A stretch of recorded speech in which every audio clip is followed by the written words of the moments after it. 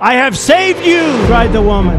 And you've bitten me heavens wide. And now I'm going to die. Oh, shut up, silly woman. You knew damn well I was a snake before you took me in.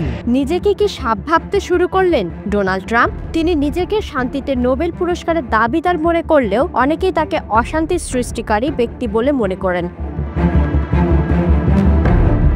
সবসময় আলোচনার তুঙ্গে থাকতেই পছন্দ করেন Trump. তিনি প্রায়শই নিজেকে গান ও কবিতা প্রেমী বলে পরিচয় দিয়ে থাকেন। অস্কার ব্রাউন জুনিয়রের লেখা জনপ্রিয় গান দি স্নেককে তিনি প্রায় সময় জনসম্মুখে উদাহরণ টেনে আবৃত্তি করেন। Who has heard the poem called The Snake? অনেকেরই দাবি তার ভাষণ শুনে মনে হয় তিনি নিজের ঢোল নিজেই পেটাচ্ছেন। হার হামেশাই বিভিন্ন ইস্যুকে কেন্দ্র করে নিজেকে সাপ বলে ঠাট্টা বিদ্রুপ করছেন। তবে আশ্চর্য হলেও সত্যি যে গানের কথা সেই সাপের সাথে অদ্ভুত রকমের মিল পাওয়া যায় ট্রাম্পের নীতি ও চরিত্রের সাথে।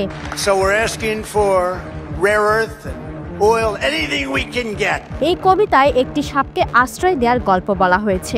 দয়ালু নারী সাপটিকে রক্ষা করেন, উষ্ণতা দেন, খাবার দেন, কিন্তু সুস্থ হওয়ার পর সাপটি কৃতজ্ঞ না হয়ে উল্টো তাকে কামড় দেয়। আর তখনই সাপটি হাসতে হাসতে বলে, তুমি জানো আমি সাপ, তবু আমাকে ঘরে এনেছিলে।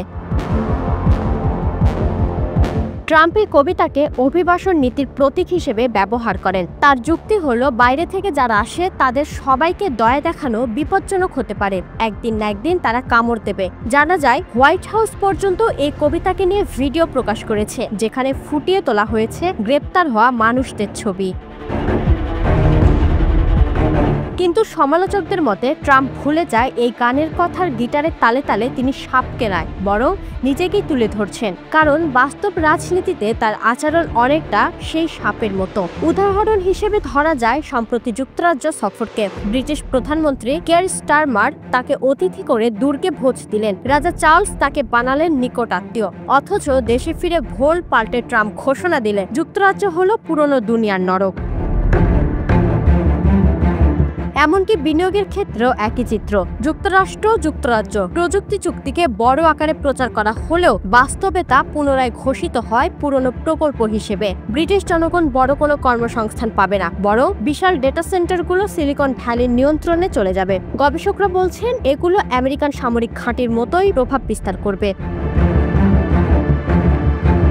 শেষ পর্যন্ত সব স্পষ্ট হয়ে যায়, ট্রাম্প আসলেই সেই সাপ। মুখে যতই হাসি, কবিতা আবৃত্তি আর আশ্রয় দেওয়ার অভিনয় করুক, ভেতরে লুকিয়ে আছে কামড় দেওয়ার প্রবণতা। কেউ যদি ভাবে তার সঙ্গে বন্ধুত্ব করা যায়, সেদিকে তাকালেই মনে হবে সাপকে পেটালে সে দুধ খাবে, আর একটু অসতর্ক হলেই কামড় বসাবে। হালকা হেসে বলা যায়, দয়া করার আগেই সতর্ক হও, বিশেষ করে যদি সে সাপ নামে ট্রাম্প হয়।